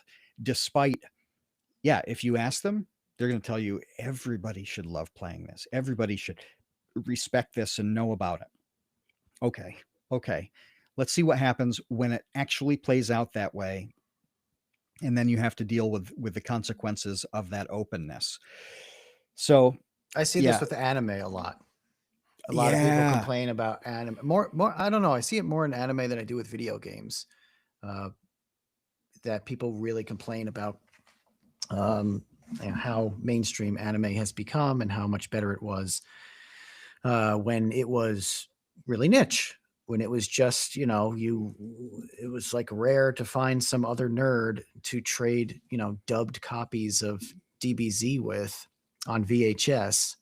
Like those were the good old days, and now it's like just very different. So yeah, I mean, I've seen it happen. I've seen it's this is not like a hypothetical. Like this is a thing that occurs very obviously. no, no, there's a mismatch there, and it's like this with politics as well, where every single political party or movement in the world wants to be bigger. The ideal scenario is that everybody believes what you think is right and important, and we're all happy. We all live happily ever after. That's the goal, is for people to think and act the way In you do and harmony. you think they should, in harmony, perfect Yeah. harmony. uh it doesn't work that way. When things get more popular, you have a lot of problems. You have people trying to co-opt it, and do their own thing. You have just general tone shifts in the way people talk and think and behave. You have priority shifting as just waves of new people come in, and that same sort of thing. You know, what you would have if you had a ballet company that all of a sudden got like 50% of the population into ballet. There would be people with pitchforks and tiki torches demanding that the next thing you put on is like Footloose. It would just be Definitely. completely different, and they'd want that, and they love it when it happened too. They'd be really happy, be like, yeah, it's all dancing, right? Yeah. No, Avatar, the ballet. Yeah, yeah. It would fundamentally change, and that is a problem, and we've seen that with a lot of YouTube channels, lots and lots and lots over the years, where it is one thing. You have one community at 5,000 or 10,000 subscribers, and they respond to you in a certain way, your content in a certain way, I mean, and have certain expectations for that content. And then the community that is there when you're at a million is often very, very different. And if you ask the 5,000 sub person, would you want this channel to have a million subscribers who liked your stuff? 100% of them are going to be thrilled with that prospect. Absolutely, they do. Of course, that's why they're doing it. They want as many Yeah. people in the world to see it as possible. Hmm. And then when it happens, oh, maybe not. Maybe not. Things have changed. It's all a bit different now. Well, yeah. I So, mean, yeah. we have seen so many high profile and prominent YouTubers quit over what exactly. Jenna Marbles being one. Jenna Marbles Yes. was just like, I'm going to take my ball and I'm going to go home because I'm not dealing with this anymore. Yeah, it's not worth it. And Jen said something in the chat. I got to scroll up for it to see this. Um, it's a little different. We were talking about people changing meaning and inventing, creating fictions to get mad at and all that. She said the looks I get when I say I don't have the energy to be mad about stuff anymore. That, I think, is increasing with a lot of this stuff, and it's not just the participators, the people who used to have long Facebook exchanges and forum exchanges and Twitter and all of that. I think it's the creators too. I think it's the people who are a Jenna Marbles. It's just like, I don't have the energy to do this anymore. When it Yeah. was something else, I was on board. I had just unlimited energy to do it. Now, I'm not going to do that. All the stuff that I used to put time into, that's how I feel about it, where nothing has changed in terms of it being important to me. I believe the same things. It, actually, more so. than I did 5 to 10 years ago. I'm much more solid. I know more. I'm better at what I think than I used to be because I've, matured and all that stuff. I'm positioned to go even harder with all of that stuff. And man, I don't want to. I have no interest. It sucks the life and energy and enjoyment out to a degree that it never used to. Part of that is surely me getting older and having other priorities. That's absolutely a portion of it. But even the other stuff on its own, it's not worth it. It's not worth it at all. I don't want to. I don't want to fight on any of this stuff anymore. It's a waste of time. Yeah, tremendous waste of time. And here's like the last reason why I think it's a waste of time. The last thing I wanted to bring up. Your 13th reason why? Yes, exactly. Is that it's impossible to say what percentage of people are doing this, but most assuredly, many are, which is that they see a thing that people are upset about, and their immediate instinct. So here's a big difference between me and other people. A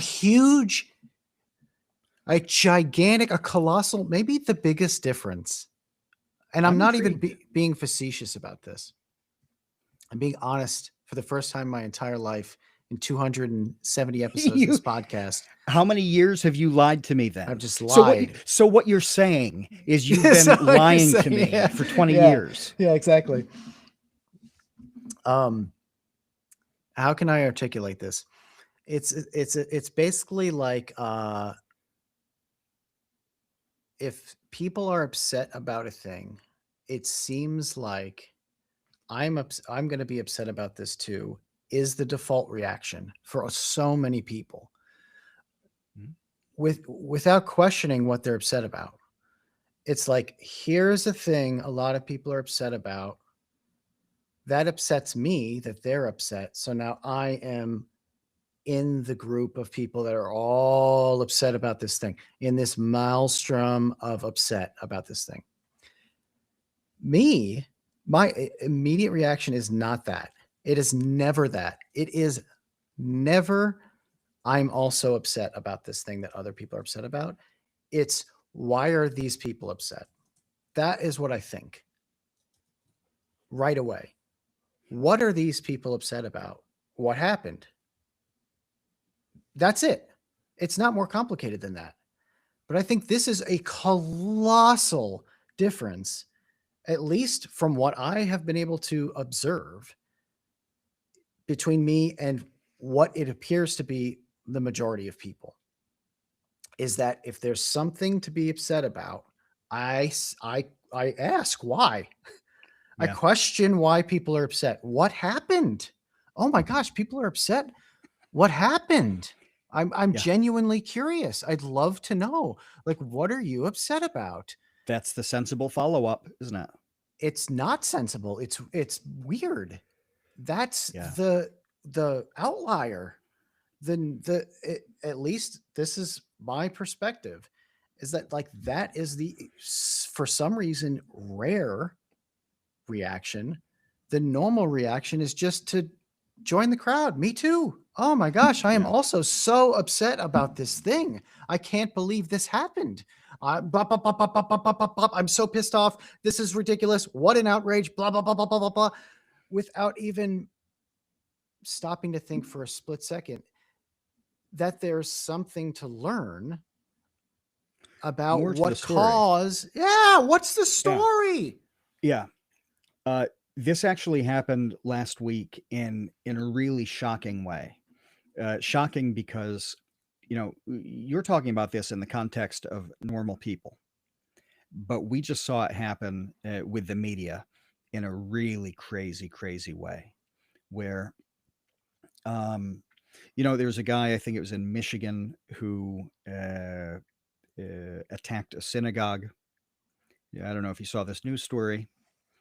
No. And the news stories about it, and we're talking like New York Times, etc. So not local outlets, not small outlets, um, not politically aligned outlets, normal big news media. Uh, ran with a story that he did this in response to family members being killed in Lebanon by Israeli rockets, missiles, whatever missiles, and that was the extent of it, right? And then people, took their cue from that point where it's, I can't believe this happened. It was completely wrong that they, killed his family, or there's a conflict. These things happen. Whatever the reaction was, that was the launch point for people to react one way or another.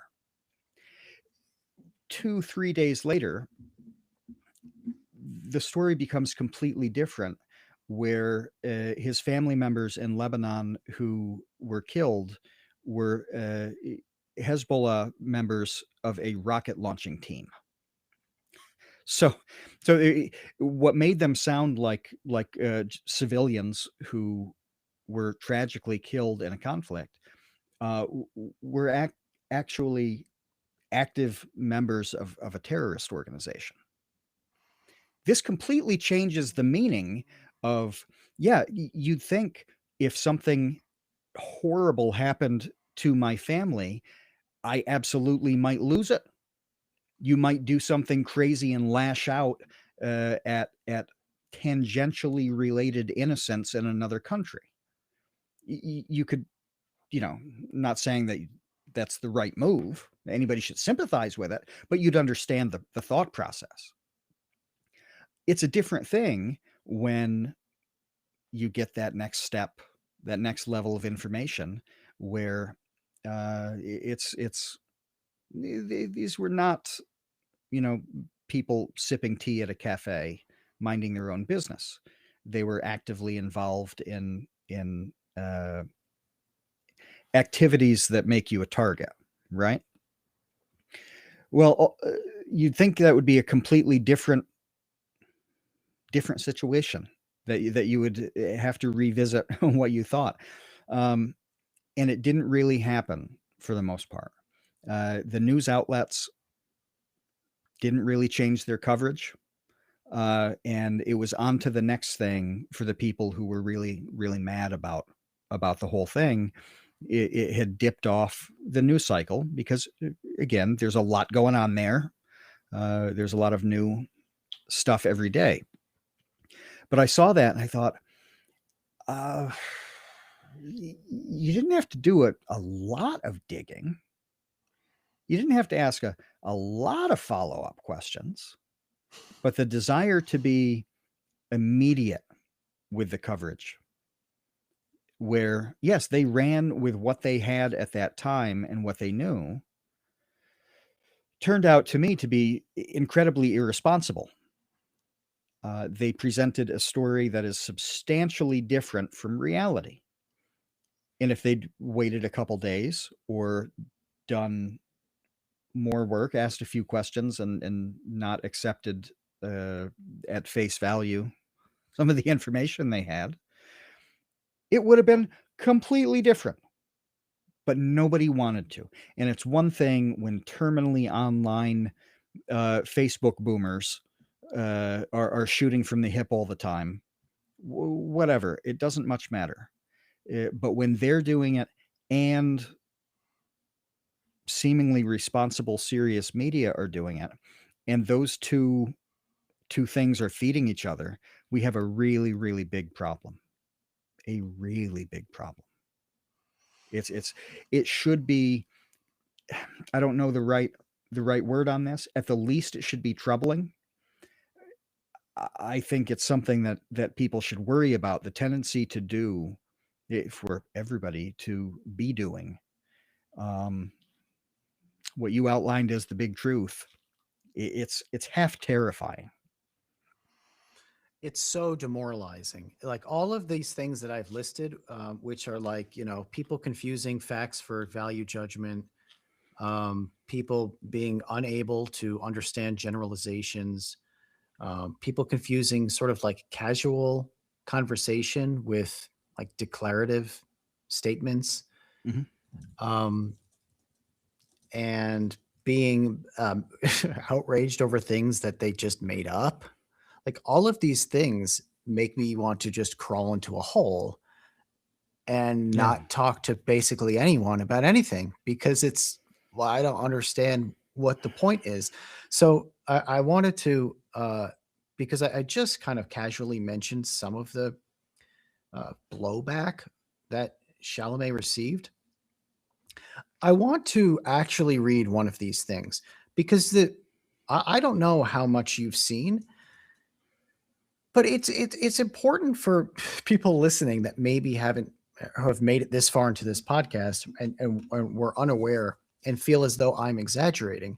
I'm not exaggerating at all. The degree to which people were like napalm bombing this man for his totally like banal comment about ballet and opera not being mass appealing. Okay. So, um, Nathan Lane, who's a very, very famous actor and singer and performer, stage Yeah, performer, he's awesome. like uber talented, unbelievably talented dude, called Chalamet a schmuck. First of all, he called him a Okay. schmuck.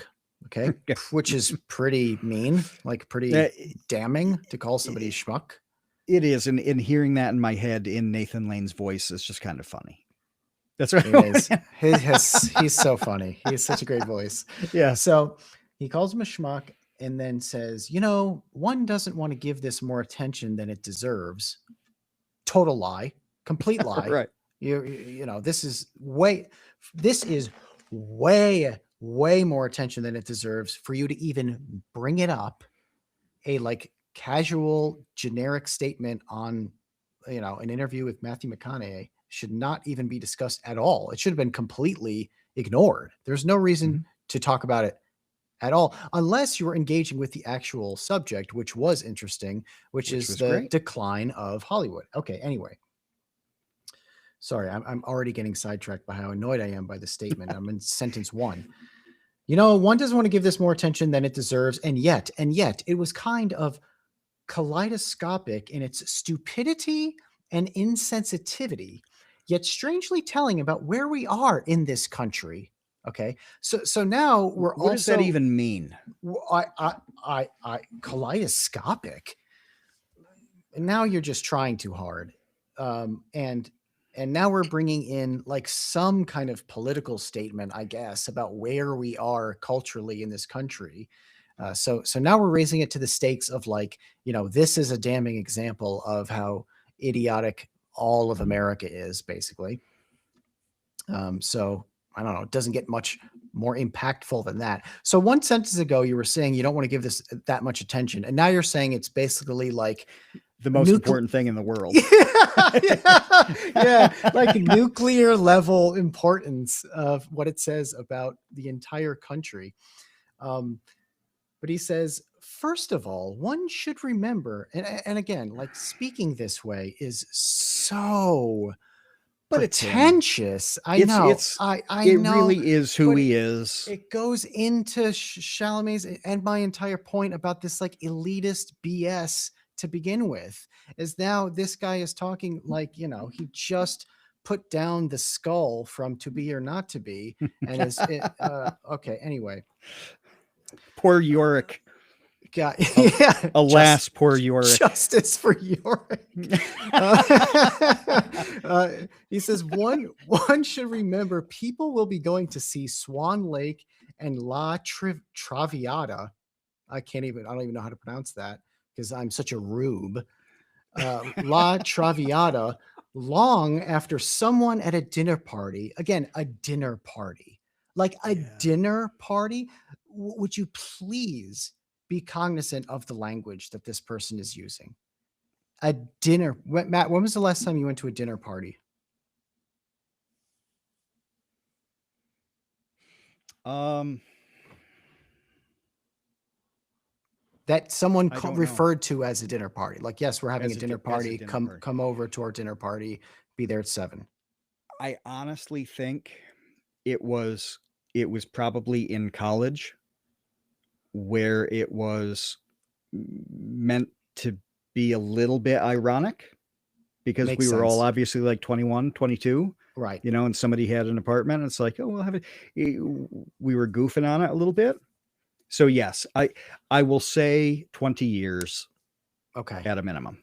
Right. And it was a goof. So It was a goof. Been to a lot of barbecues okay. because Yeah. that would have been a normal thing to say. Right. It To would have been reference, enormously. yeah, Yes. barbecue. I don't know if people do.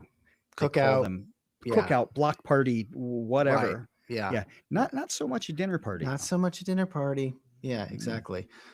So long after someone at a dinner party says, "Who was Timothée Chalamet?" It's the show business circle of life, and the bigger. So basically, he's saying that like the relevance of this actor will fade in time, but the relevance of Swan Lake or La Traviata will endure. Okay, this is what he's saying. So basically, this person, this peon, and their little opinion about ballet or opera, will wash away with the sands of time. But Yeah. but meanwhile, in the year 2490, people will still be gathering to observe Swan Lake.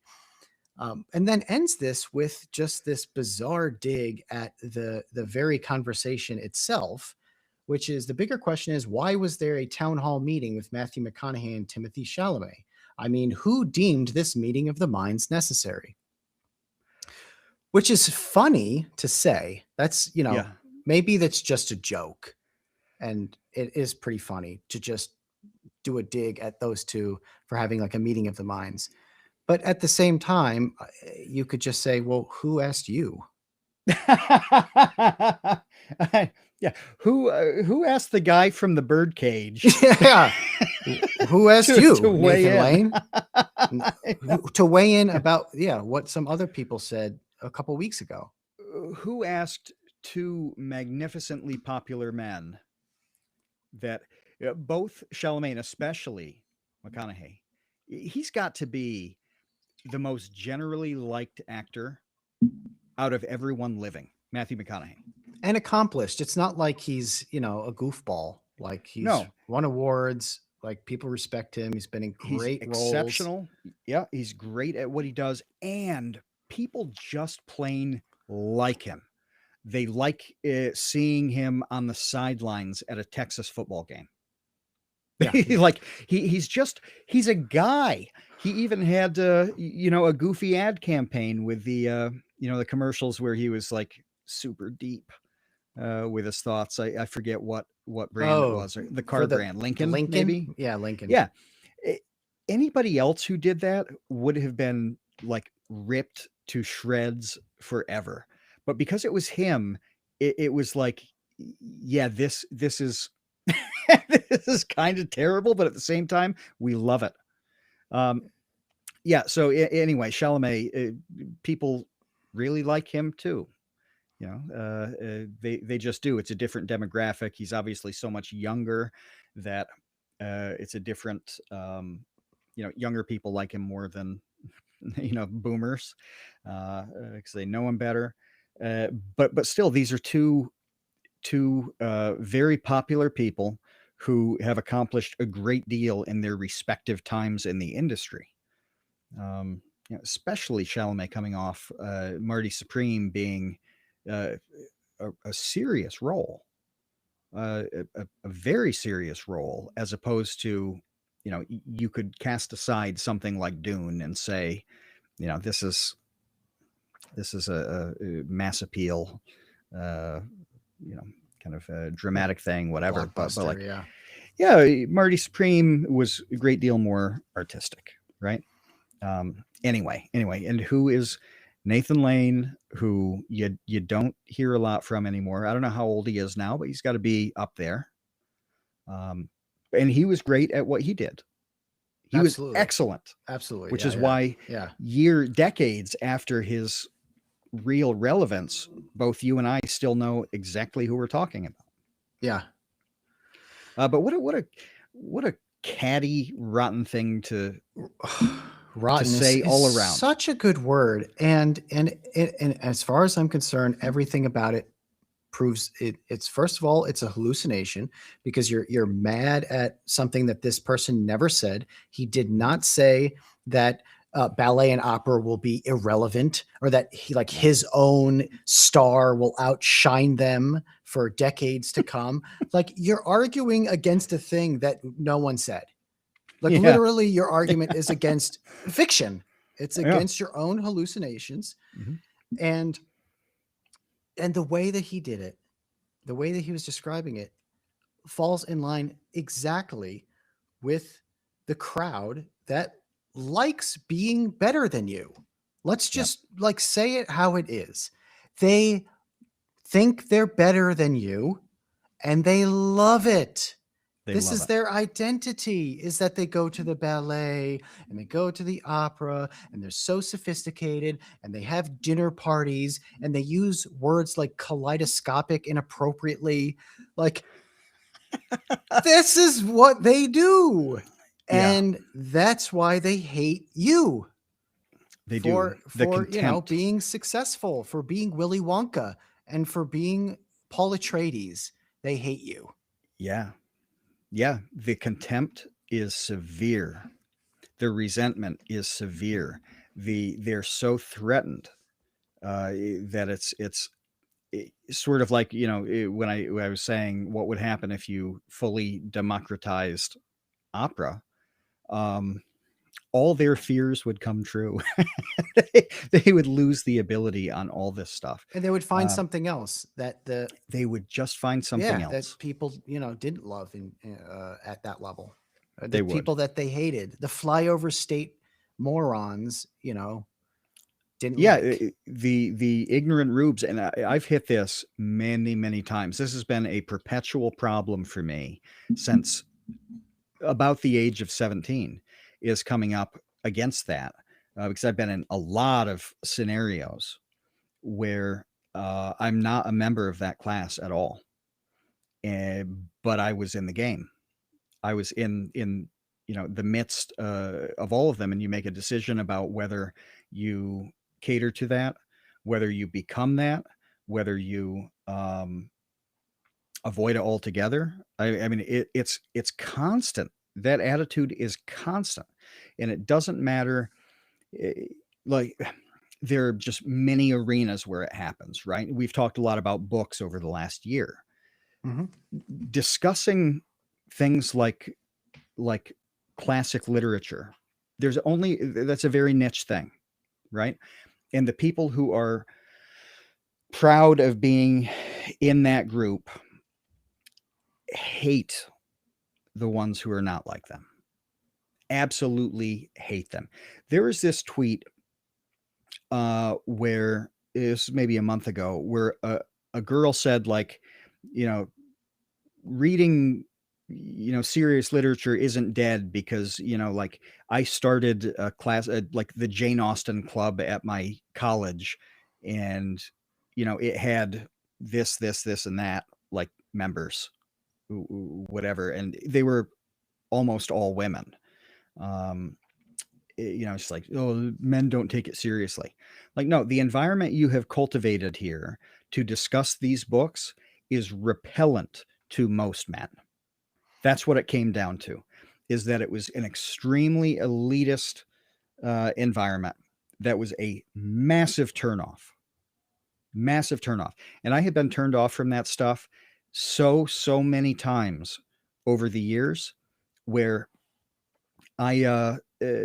this is why I like Rob Henderson so much. Why I'm a super fan of Rob Henderson, because he's very similar to how I feel about the things, where he was not an elitist guy, did not have even a stable upbringing.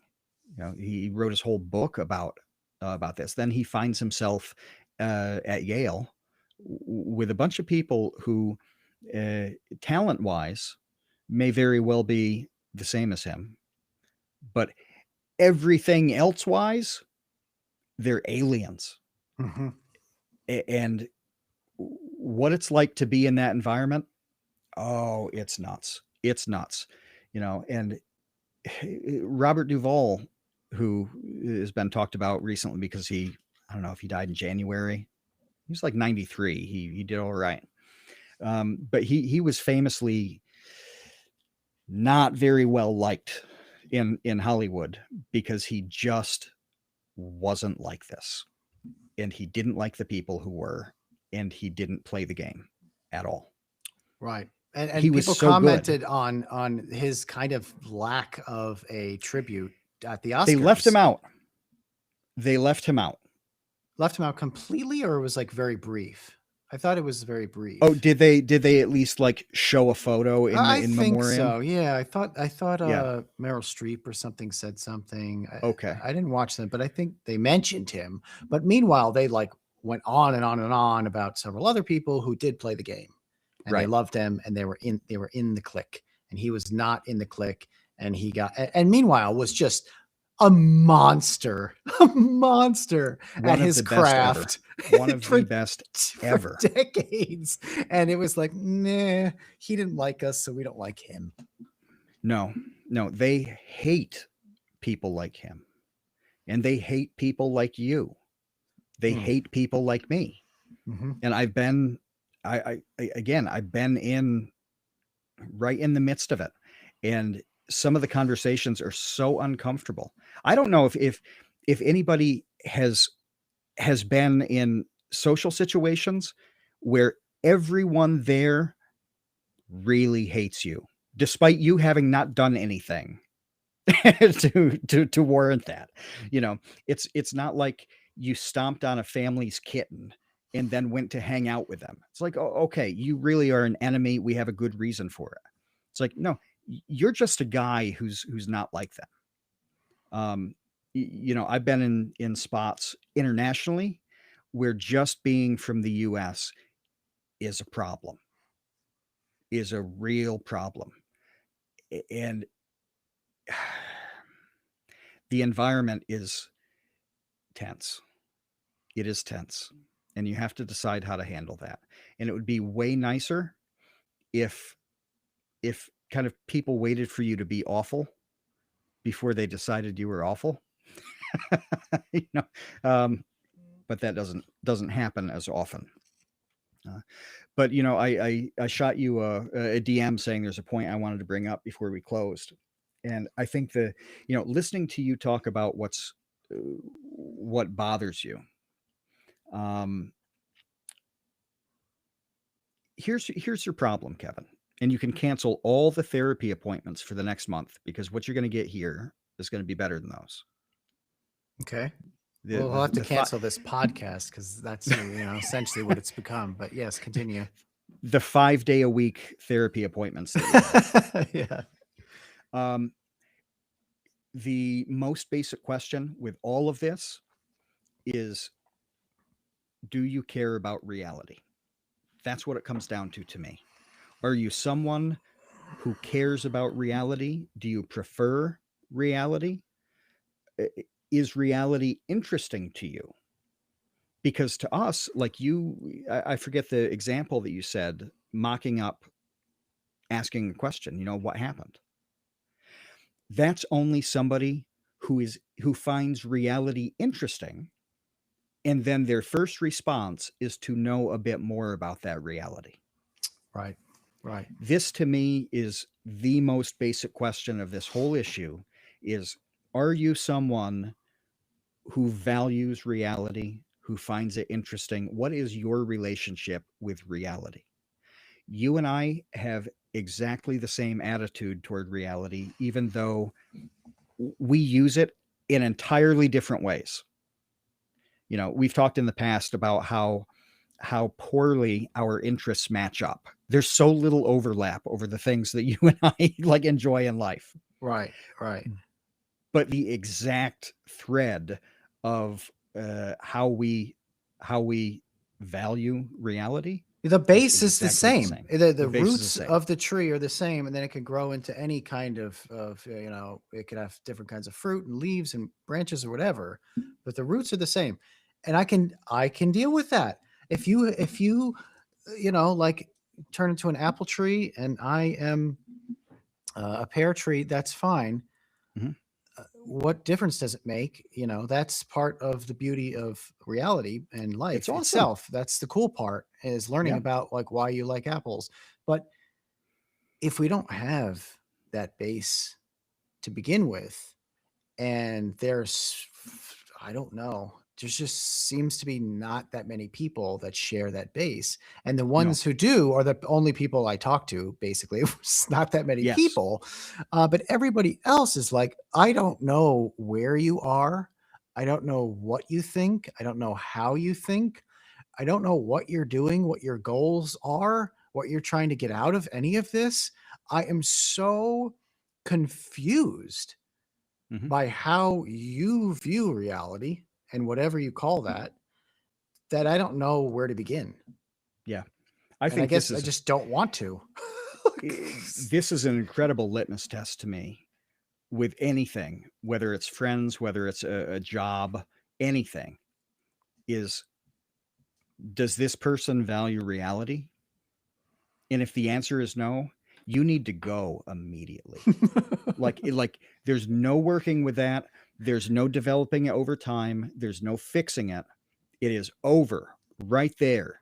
And if you continue to engage, no matter what the situation, with somebody who doesn't value reality, it's going to go really badly. This is Yeah. I can't think of I can't think of one thing, one instance where long term that hasn't ended in disaster. When you do it anyway, it can be fine in the short term. It can be very fun too. People who so I want to say something positive. People who are not grounded in reality can be the most fun people in the world. They are the most fun people in the world. There's no question. I'm sure Nathan Lane is a Amazing. blast to hang out with. Yeah. Can you imagine him? Can you imagine going to one of his dinner parties? I I bet they're very fun. Bringing a big box of Franzia for everybody to Oh, enjoy. yeah, and they slam the door in your face. The doorman actually slams the door in your face. They don't Yeah. actually answer the door There's a themselves. strong lure with these people. And they often, the Nathan Lane quote is a really good example of this because that seems really thoughtful. It seems deep, knowledgeable. It suggests a commitment to, in his case, these arts. It seems like there's a lot of meaning there, and there's a gravity to his response, even though I think it's catty and stupid. Oh, sorry to It cut is you off, serious. but the responses. So I saw this as a tweet. This is where I pulled this from. Mhm. The responses under that tweet were almost universally in praise of Nathan Lane. Really. Oh, they were all like, got him, slammed him, like, roasted him, like amazing, like just fawning over what a sick burn it was on Chalamet. And this is why I cry. This is what it's like when doves cry, is that I see this, I'm like, this is the dumbest thing I've ever seen. And then the replies are all like, we love the dumbest thing you've ever seen, Kevin. um, This I'm sure false they do. reality that we're living in is awesome. And I'm like, I don't, I'm just going to go now. Bye. Yeah. You It's really hard to shut the door on that stuff. It's easy for us, and like Jen said in the chat, no energy for this. You and I, we've had enough of this. We don't have uh we don't think twice shutting that door. Oh, We don't, and we're no. actually thrilled that right then that there's going to be a problem. You have an opportunity to go. Thankfully, you haven't invested 3 years into somebody before you come to that realization. It's a nice thing to find out early. Um, but it's hard when you're a lot younger. Yeah. It's hard to slam the door on anything, whether it's ideas or people, whatever. You just give everybody and everything the benefit of the doubt. It's a good thing. Mhm. It's a good thing. Yeah, yeah. Um, it causes you to go a couple levels in, give somebody a chance to be awesome or awful. Well, and it's also That's not an good. indictment of the person. Like, that's an important distinction that I want to make, is that, like, I don't know how to phrase this in a way that doesn't sound terrible, though, is that there are plenty of people who I really like and respect, would consider friends, would hang out with in person, who say things like this that Oh I yeah. find just utterly idiotic. Um, Yeah. and it's a little frustrating to have to ignore that. It's not Yeah. fun to be like, oh man, like I can't believe how stupid this person is.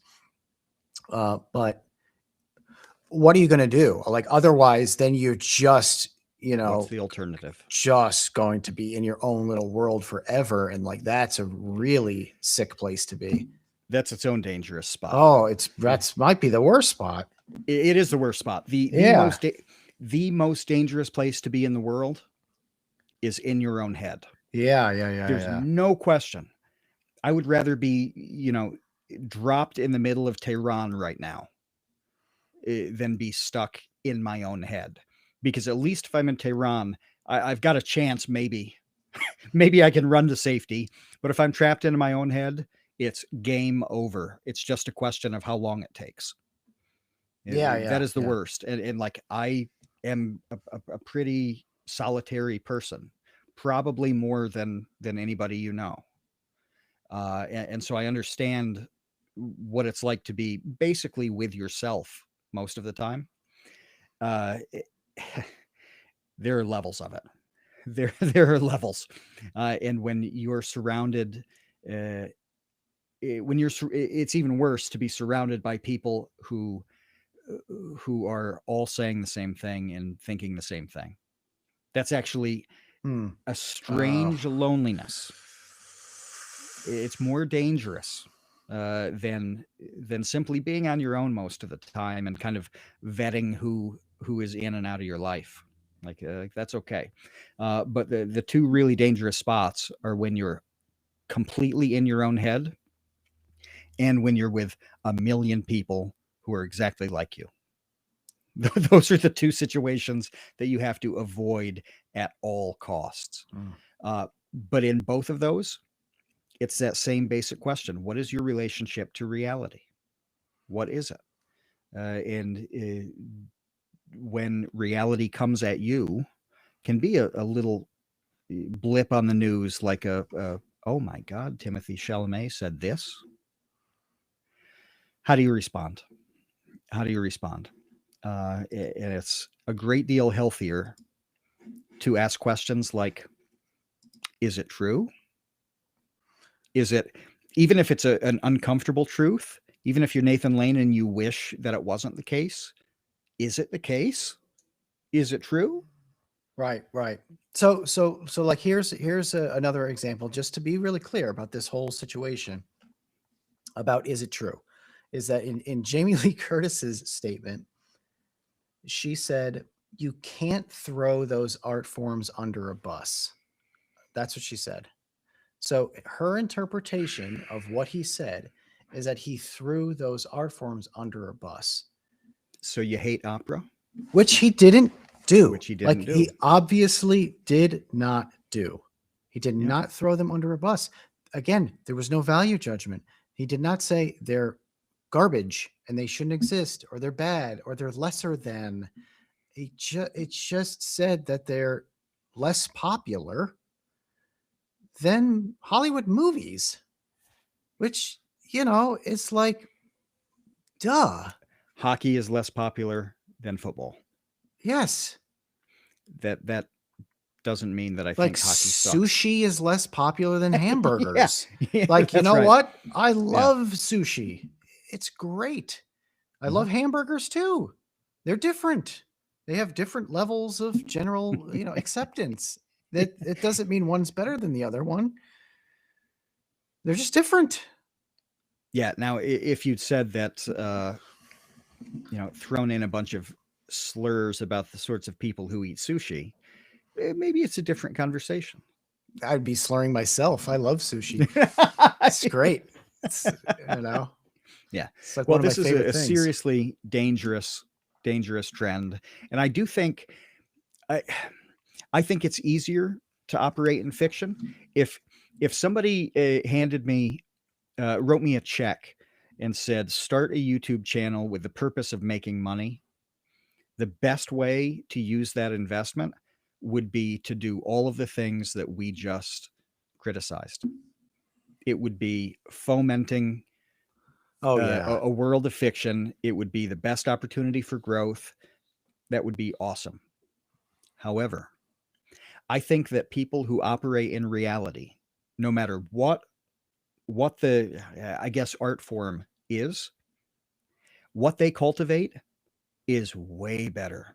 It might be a handful of people, but you're going to like them and they're going to like you and you're going to have a common understanding. It's going to be awesome. It's very funny to me that this is so incredibly simple.